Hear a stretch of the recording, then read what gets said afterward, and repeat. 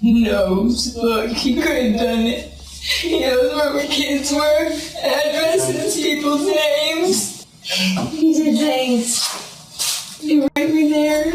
The woman playing the victim card is Mary Rice, who is now being grilled for a savage killing spree committed across northwest Florida and the southwest Alabama coast. Peeling back the blood-soaked layers of this horror, the detectives uncovered a terrifying fact. Mary wasn't the only culprit in this butchery. Her boyfriend, Billy Boyett, was also responsible for the gruesome executions. The CCTV footage shows Mary meeting Billy in the parking lot of a Walmart in Crestview, Florida, shortly after purchasing ammunition. But here's the twist. All this happened just days after she and Billy committed 2 gruesome murders at a motel in Milton, Florida. And to keep the detectives on her side, Mary is about to make an outlandish claim.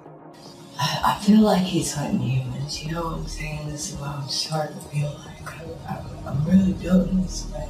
Although Mary does everything to downplay her role in the crimes, the detectives are not convinced. And since Billy died of self-inflicted gunshot wounds amid a police standoff, the detectives are left with one objective: extract Mary's horrifying secret. Did you know any of the victims? No. The tale of bloodshed began when 39-year-old Jacqueline Moore and 30-year-old Alicia Greer's bodies were discovered at the Emerald Sands Inn in Milton, Florida on January 31st, 2017. Following these murders, a string of homicides and robberies continued along the Gulf Coast. After a multi-state manhunt, the standoff stopped at West Point, Georgia on February 7, 2017. Once the police surrounded the motel room where Billy and Mary stayed, they apprehended Mary without further confrontation. Right after Mary's capture, Billy killed himself by inflicting gunshot wounds to his head inside the motel room.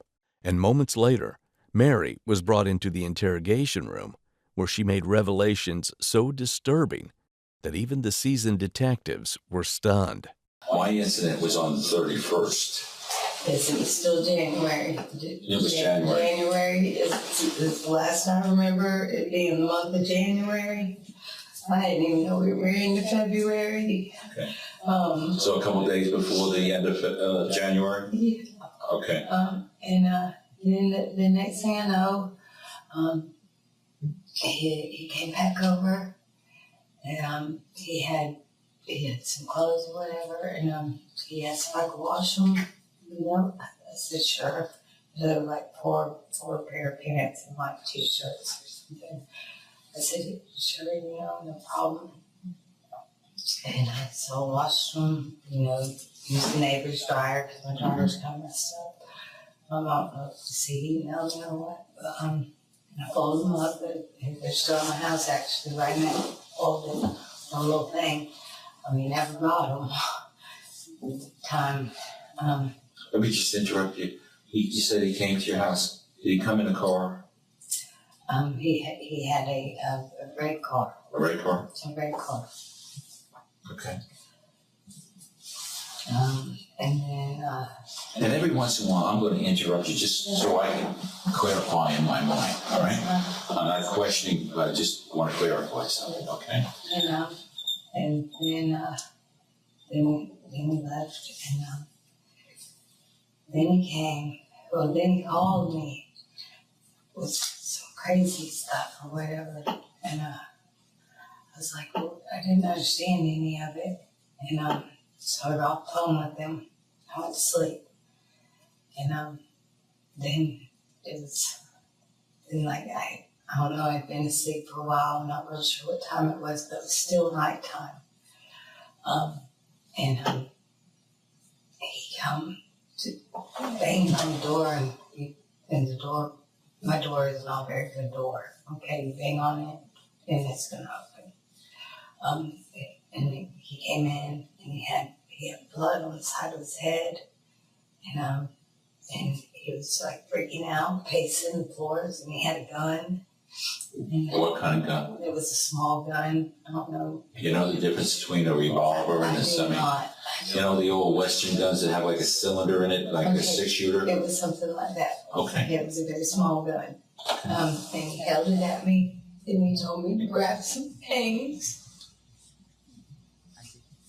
And then I need to leave. And I was like, why? Why do I have to leave? And he was like, no. So I grabbed some things. I grabbed my purse. And I guess he went into the kitchen or something and got something that was wiping blood off of himself. And I just gathered a couple things I didn't know. Just freaking out. I didn't know. I just woke up. Got this gun in my face. And the next thing I know, we're getting into a vehicle, and it was not the red vehicle. It was kind of a bigger vehicle, dark color.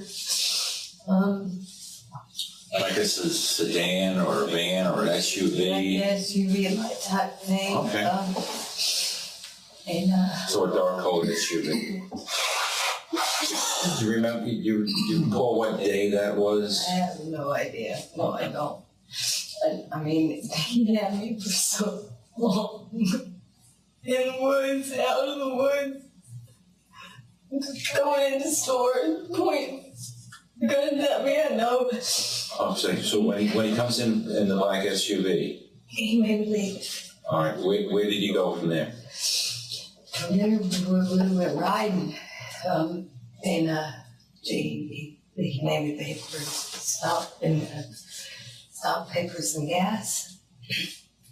And the way he was positioned, he had the gun, and I know he could see me in the store. And he already had blood on his head. So he made you go in and pay for the gas? He kept saying it was an accident, it was an accident, it was an accident, and then he'd go quiet. And then he just had this like wild animal look to him. It was, I've never seen anything like it before in my life. It got worse as time progressed. He hit me a little bit before I went in there to pay for the gas as we were going down the road to let me know how serious it is. I listened to him. I do what he says, and I'll be fine. Despite being all teary-eyed, Mary is not being truthful. Alicia Greer was Billy's former on-and-off-again girlfriend, who was fatally gunned down by him. As per the investigative records, Mary was aware that Billy suspected Alicia of stealing money and drugs, but Mary doesn't mention this in the interrogation. Furthermore, Billy also killed Alicia's friend Jacqueline Moore, who was also present at the scene. This was his attempt to do away with a witness. But this isn't even the worst part. When Billy fled the scene, Mary was right there. Instead of calling 911, she ran away with Billy. So to bring Mary on track, the detectives are about to trap her in what they already know from the surveillance footage of the SUV. And then he gives me this, he makes this like little drink thing, I don't know what he puts in it. He makes me drink it and then knocks me out. Knocked out, and when I come to... Where were you when you took this drink?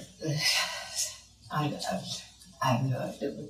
Wherever the store was, where we got gas. No, you're from Milton, right? Yeah.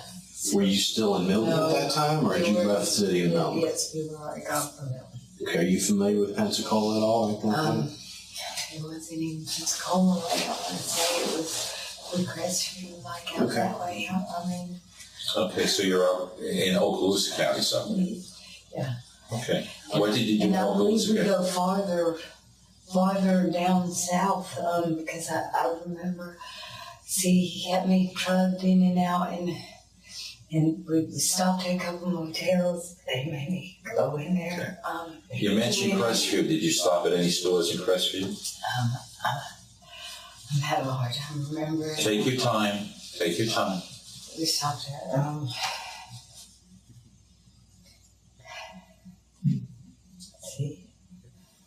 I don't believe at that time.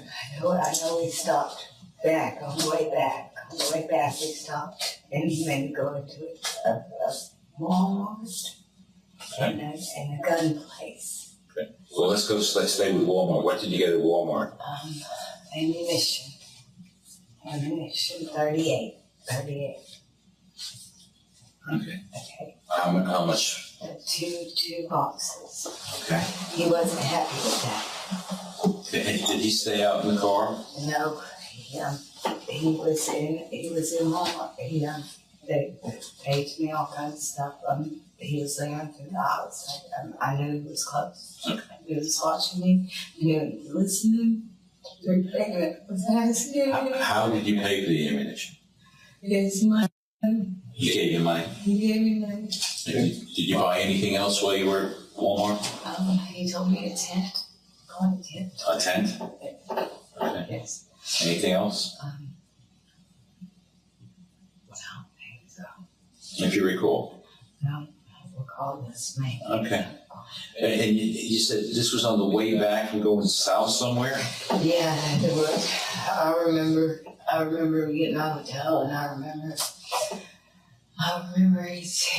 he hit me with a gun right here.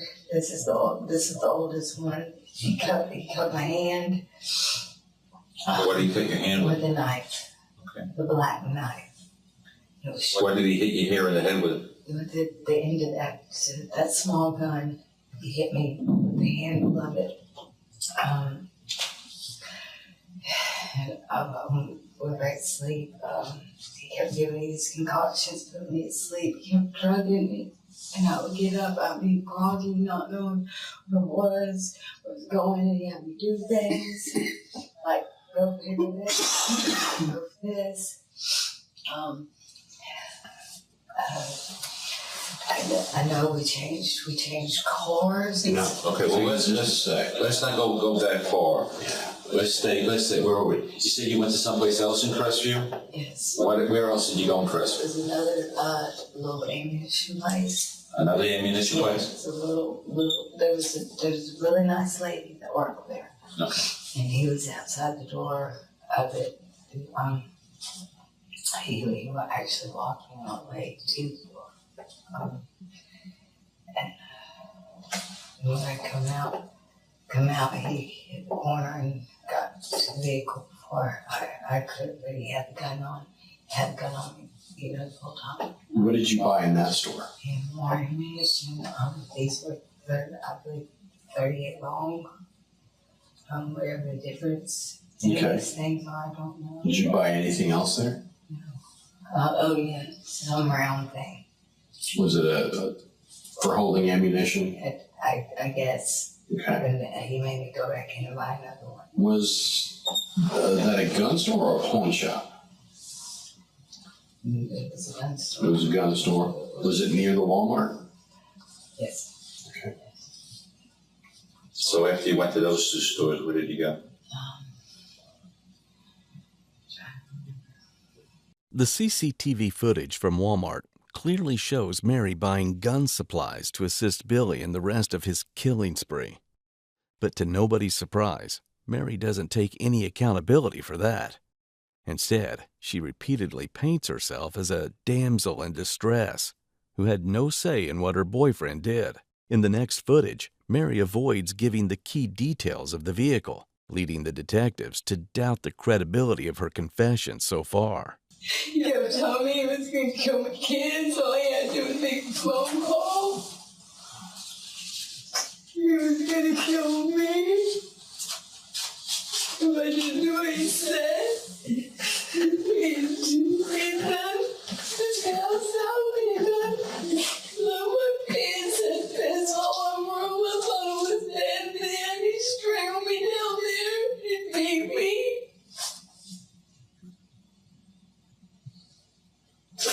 Take a deep breath, Mary. You're all right now. Just take a deep breath. He's a monster.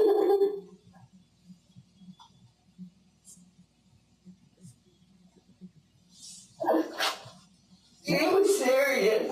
This man was serious. He's serious. He's a monster. He's serious about everything he says. Everything he says, he's serious.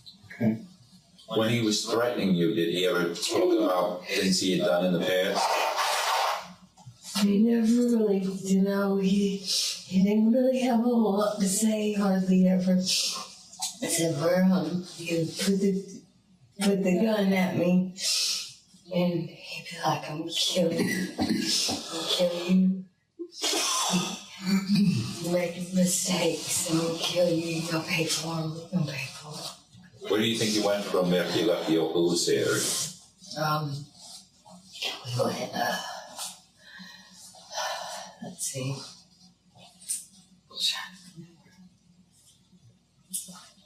See, it's in between drug gangs, too.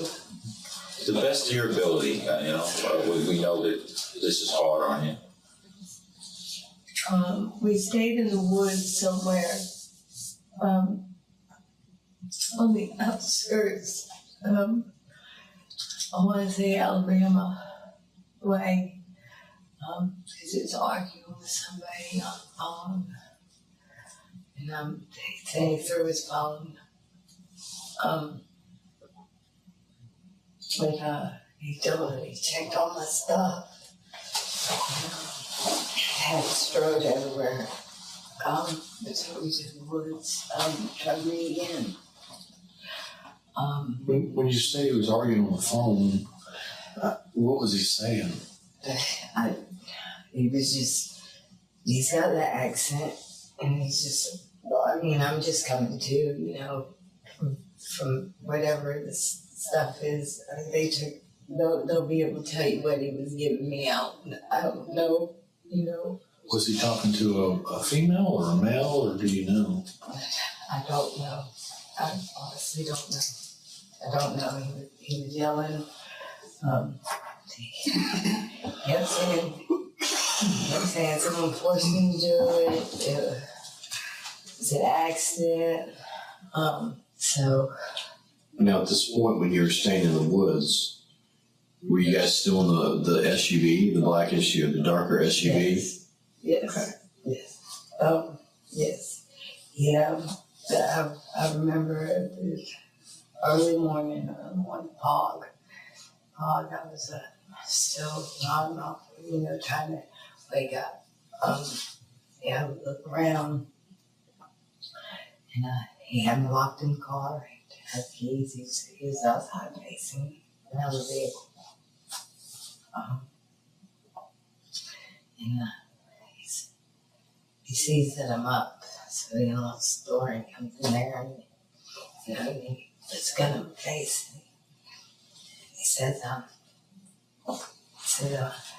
because of you, I gotta get another ride. I gotta get another ride. I know I'm gonna give another ride. I'm like, oh, wait a minute. He just took me home, wham, hand across the face. He bites. He bites. The man bites. Where did he bite? On my hand. Anywhere else? His teeth mark.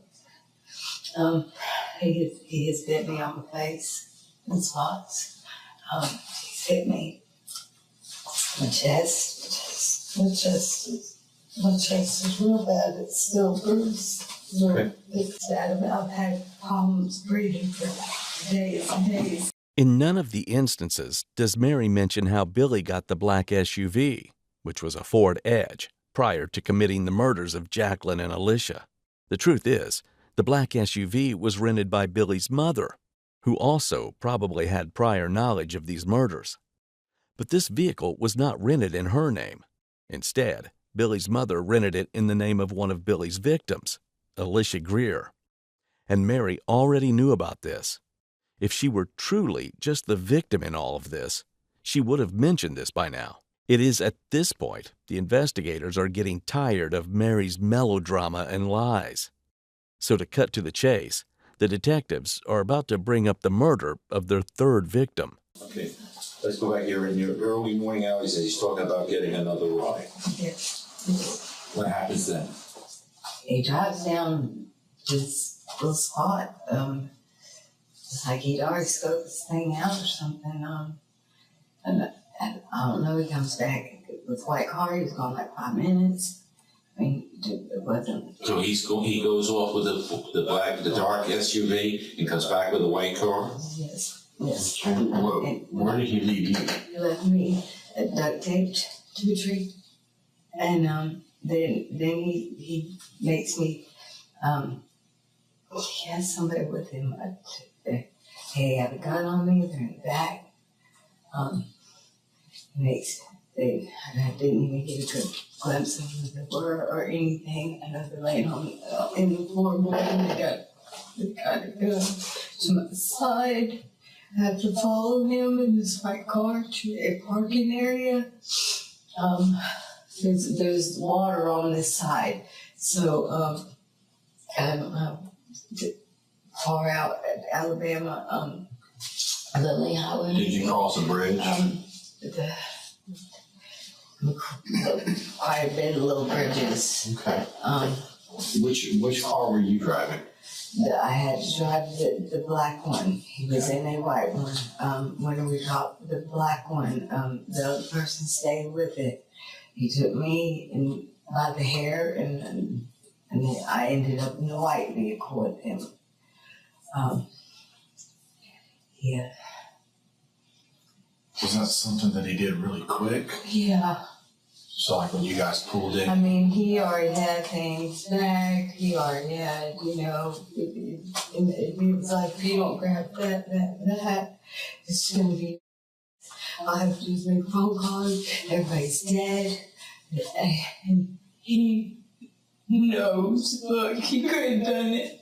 He knows where my kids were, addresses, people's names. Take a deep breath.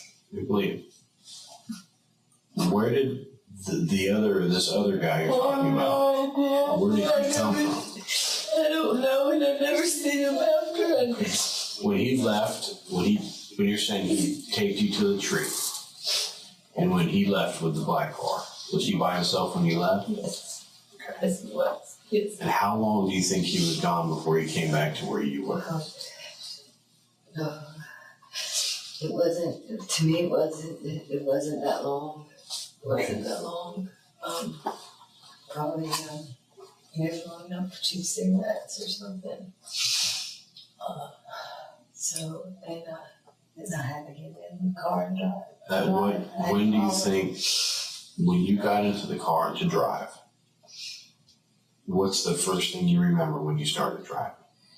The gun on the side. Okay, what about it? I'm trying to figure out. I understand. So you're driving and you got a person holding a gun to you, correct? It's fine. All right, but you're also probably focusing on the road. Right. What are you seeing at that time? Him in front of me, kids, early morning hours, kids, buses, seen a church, seen a light. I remember going left. I remember the person telling me, he's gonna kill you in the end, he's gonna kill you in the end. And then you followed him, and that's when you pulled into a parking lot, you said? Parking lot. And he had you by the hair and had you go into the white car. Okay, what do you remember? Well, at first he had me grab some stuff and throw it in there. The door, whatever, wouldn't open it, and that's when he hit me, and he was like, "Go get," and then he goes, "No, never mind." And he grabs me and puts me in the white car, and then he grabs the rest of whatever it was that he needed to grab, and I'm in the white car, and he's got his door open and everything else locked, all that. And he just leaves the other vehicle with the guy or whatever. Okay, what do you remember next? I remember, Mary, the victim of the millennium, again skips over the fact that their 52-year-old third victim, Peggy Brose, from whom Billy stole the white Chrysler, was shot dead right outside her home. After murdering Peggy on February 3, 2017, they unloaded all their killing supplies from the SUV into Peggy's stolen white Chrysler and drove around Pensacola the following day. On February 5th, They carried those items through the woods in the Navy Federal Credit Union location at Pensacola to evade capture even further. The couple's sighting occurred before abandoning Peggy's stolen Chrysler near 9 Mile Road and Interstate 10 due to a flat tire. As per the investigative reports, Peggy was not someone Billy or Mary knew. She was just a stranger whom Billy followed from her workplace to her home in Lillian, Alabama.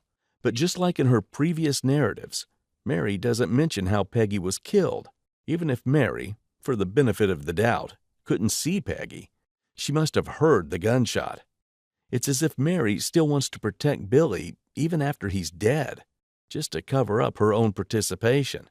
Being fed up with this drama, the detectives are about to bring up the role of the stolen white Chrysler. When you guys left the parking lot over there in the white car, did you go back into Pensacola, or did you go back towards Alabama? We went Fort Walton area. Then, Just straight there? yeah, and then we got the hotel. We wasn't there that long. I mean, he bathed me, got my hair. He got bath. Yeah. Made sure that I stayed right there with him in the bathroom. He's in the shower in the bathroom. I was in the shower in the bathroom. Vice versa, I wasn't allowed to be alone. If so, he was right there watching me, he had a weapon on me if I was not right there with him. Did he have a weapon in the bathroom with you guys when he was in the shower? Oh, yeah. Where was that weapon at? They never did it. They never left his side, never. I mean, he was there taking a bath with it right there. When you say they never left his side, did you have More than one? one, yeah.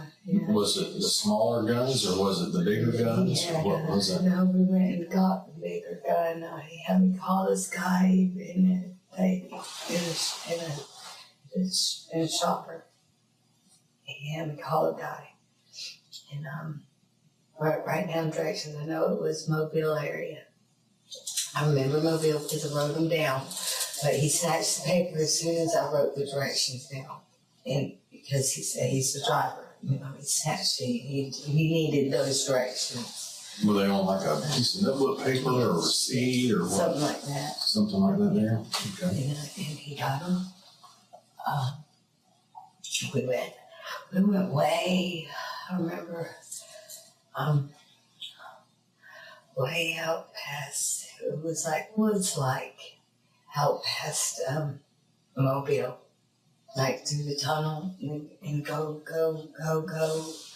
And it was woods country area. And he drove up to his place. He had me call this guy, make sure he went to the right place. I had a guy come out and he made me go up there. He got a gun on me, of course, And he hit me before I even got out of the car. And I'm so tired of him pulling them guns on me and hitting me. So tired of it. I didn't deserve it. I'm a good person. Tell me about the guy you met out there in the woods. He was real nice. He showed me how to flip open thing, no ammunition with the gun. Just the gun. It's a big gun. It was big. This is a white guy and black guy? No, he was white. He was just somebody that, trying to make his rent, his way he said, whatever. I know he honked the horn. Something I need to get back, or else, basically we was going to get back. How much did you pay for the gun? It was like $400. And I had to give him back to change the gun. Then he hits me upside the head again. He makes me drink. And I don't remember anything for hours and hours and hours and hours and hours after that. I remember, What's the first thing you do remember? I remember waking up and we're in the woods again. in the woods again. And we're heading, and it's still dark. You know, we're heading, he's like, well, and blah, blah, blah, and just sleeping, and all you do is sleep. You giving me this shit to make me sleep, you know, I mean, what does he want me to do? And, then we're on the interstate from there, and I'm still nodding out and that, and I guess that's all fine with him until we get a flat tire. Was that on the interstate? Yeah, on the interstate, on the side of the interstate, pulls over, drags me out the car, makes me hold the thing, and I'm thinking to myself, man, if I just drop this thing on him, you know, and then here comes a gun, and he shoots the tire out of the thing because he couldn't unscrew it.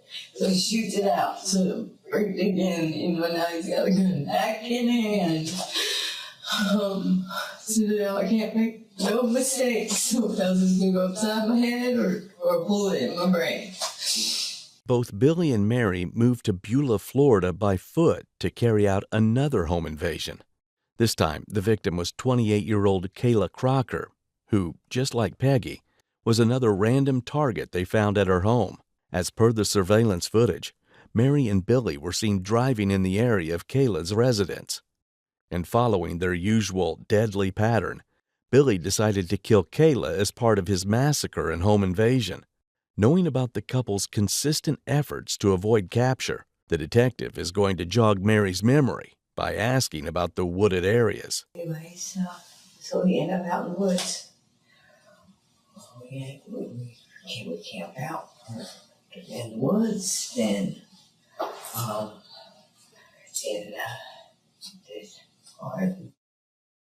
where I'm asleep, when I wake up, he has me stumbling around, and he's done. I feel like he's hunting humans. You know what I'm saying? This is why I'm starting to feel like I'm really building this way. You know, I'm just trying to make it. You know, that's what's going on in my head. Okay, because he's already got another car plotted out. How did you know that? Because he pulls me across the road from this opening. You know, we walk, we're staying in the woods, and then, you know, we come to and he's over me. You know, he's hitting me in my face. Go. You know, that's how he's waking me up. Or else I would stay there and slept some more, you know. But he forces me to get up. He's done, I guess, while I'm asleep, I guess he's done stalked this place out. We walk a little ways, come down this little dirt road. There's a place that sits long ways, okay? Anyway, so I'm coming. He makes me cross. He makes me go around the trailer. This girl's already. I know it was a girl because I heard her, you know, yell what later.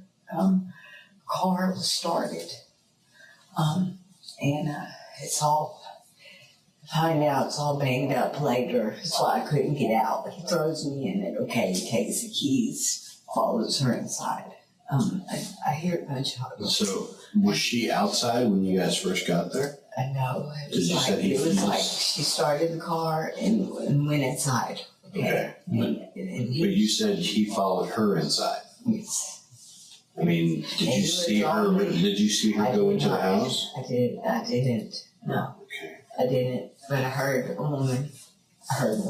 Okay, what else did you hear? What did you hear? How do you know this woman? What did you hear? I heard I have to go to work. Mm-hmm. And my mom. I have to go to work with my mom. Something about her mother? Yeah. Okay.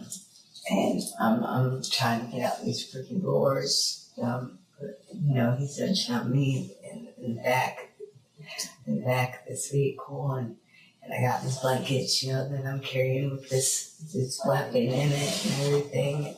Oh, the doors aren't opening from the back, and I'm trying to maneuver my way to get to the front to see if I can get out the front. Then I heard a gunshot go off, and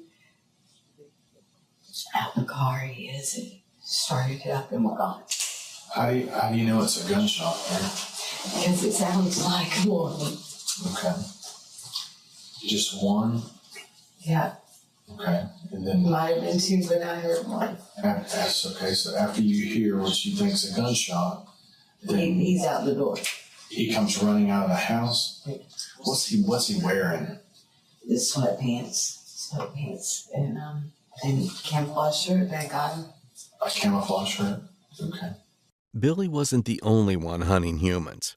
Mary was a willing participant who presumably ceased to be infatuated with Billy. And being dissatisfied with the details about Kayla, the detective is about to ask Mary about another possible accomplice, Raymond. During this time, were you in contact with Raymond Hunter?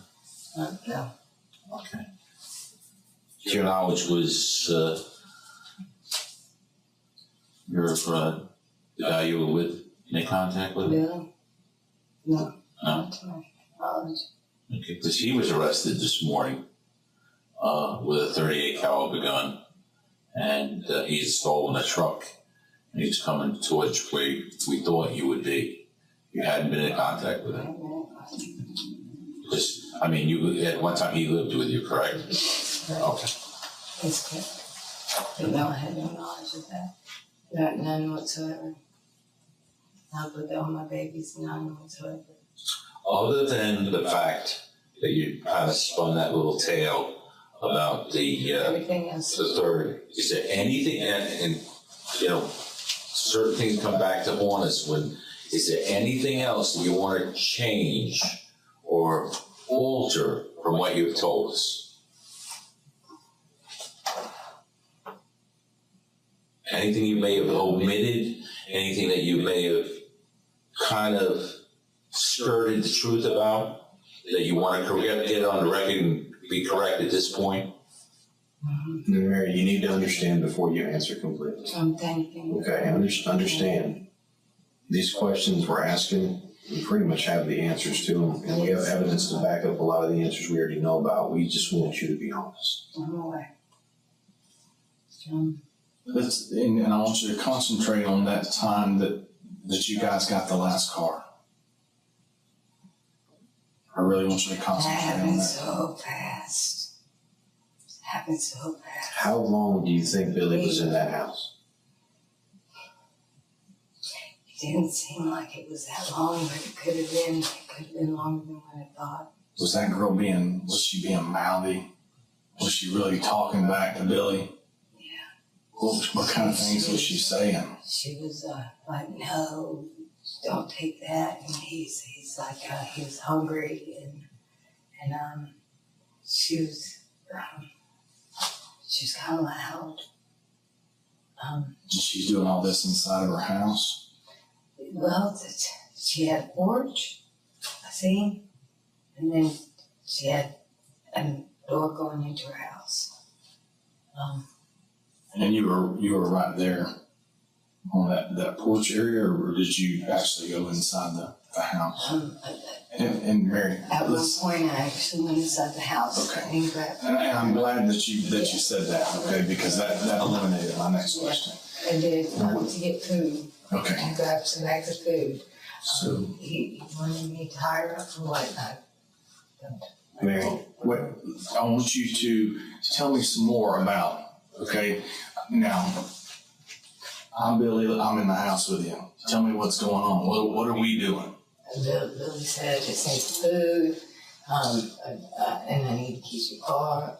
Well, the keys to the car, he already had the keys to the car. He was like, Mary, you grab some of this, grab some of that. Some of what? Some bread, some lunch meat, some cheese, some cookies, stupid stuff. Right. Stupid stuff. I mean, And what's Mary doing? like grabbing. Okay. I mean, I have to. He's got two freaking guns. One on me and one on her. Okay. I mean, And you said something about tying her up. yeah. He told me to tie her up. I said, I'm to tie her up. He's like, you know, he hits me, and you know, I get to where I'm almost out the door with the stuff, you know, and I was gonna keep running if I could get out the door. You know what I mean? And he stops me there, and he says, pick up that rope and give it to me. And I'm looking at the girl and I say, I'm so sorry. I said, I'm sorry. I said, he's hungry and Where was the rope at?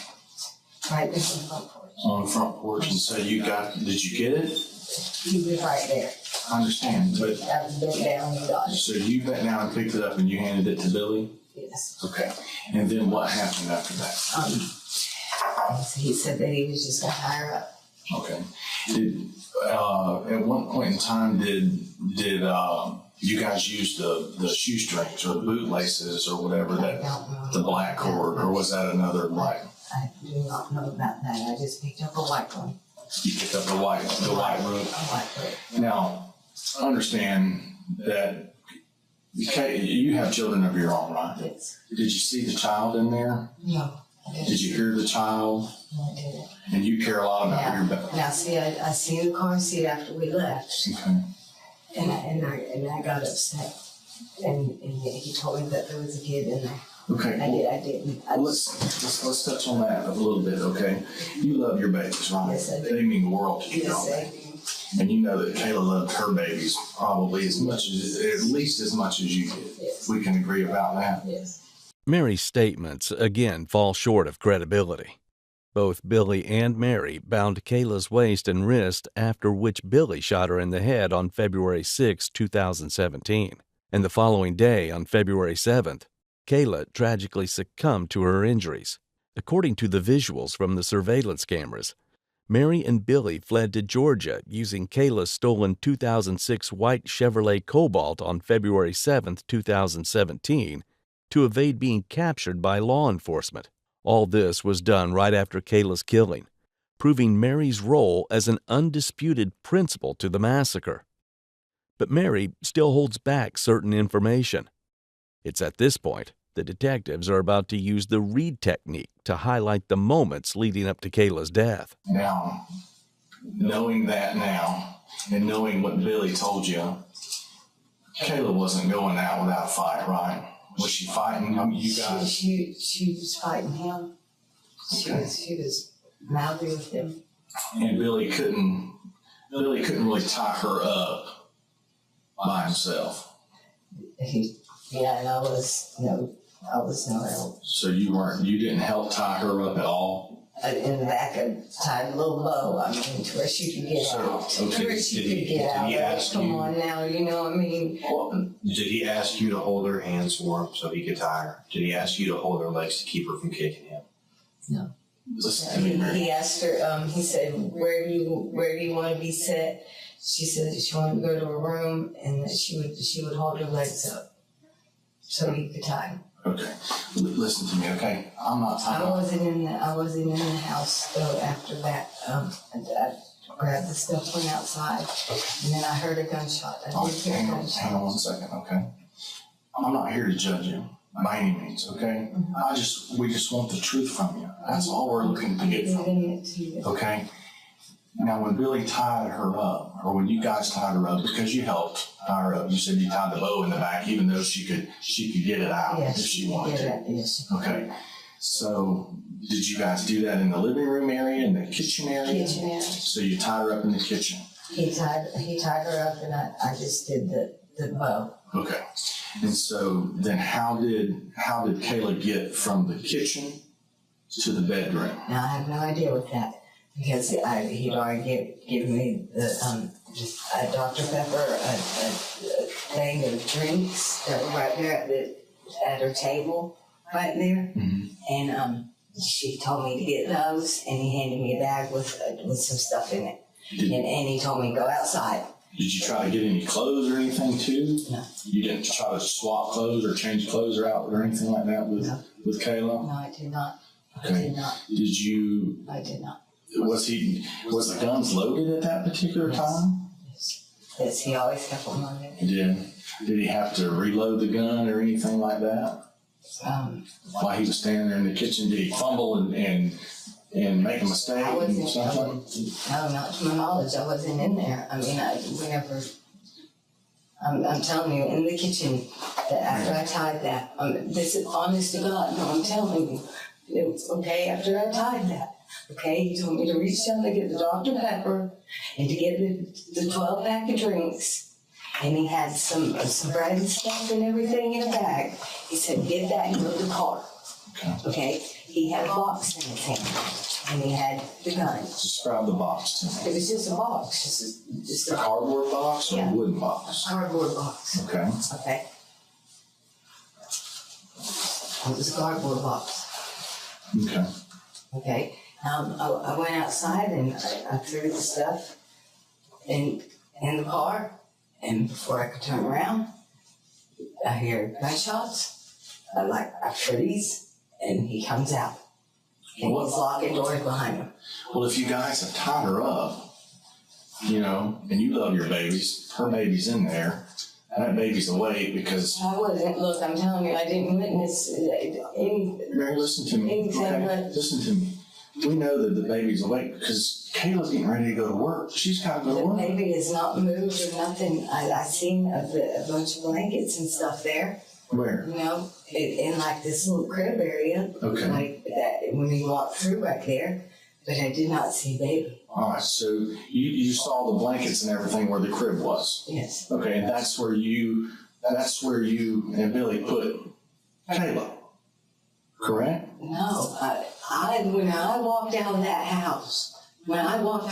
house with the bags of stuff, she was in the kitchen. Okay, then how did you see the blankets in the crib? Because when I walked by to go out, okay, because it has a porch, then it has a room, then you come through right there into the kitchen. There's a crib, and then the kitchen. Let me show you something real quick, okay? And I'm no artist by any means, but I want to give you an understanding. This is the trailer right here. This is the doorway that you come in at, right? And this is a porch that runs the length of this, correct? Okay, no, okay. No, wait a second. Now this is a living room area. Right in here, this is a living room. There's a table. Listen to me, sweetheart. Let me finish and explain it to you, okay? And then you'll understand where I'm coming from. There's a table. You describe that table as being right here with all this stuff on it. This is the kitchen cabinets, right? They come around like this. And there's stuff laying here on the floor and stuff like that. There's a TV over here on the wall. That room that you're describing is right here. Yes. Okay? With the little baby crib right there. Right. And the little baby crib It's right there. sits right there. Right. And there's a refrigerator by the table. Right. Despite the inconsistencies in Mary's confessions, she gave away enough information that completely matches the strong evidence laid out by the investigators. All this indicates that in spite of not being the active shooter, Mary chose to stay an accomplice in this massacre without overt coercion. This evidence didn't just crack Mary's facade, it shattered it, dooming her to life behind bars as the willing accomplice her tears couldn't hide. On September 28, 2018, Mary Rice was charged with first-degree murder and accessory after the fact to the first-degree homicide. She was sentenced to life in prison. She also received an additional 30 years in prison for being an accessory after the fact to the mass killing led by Billy Boyett.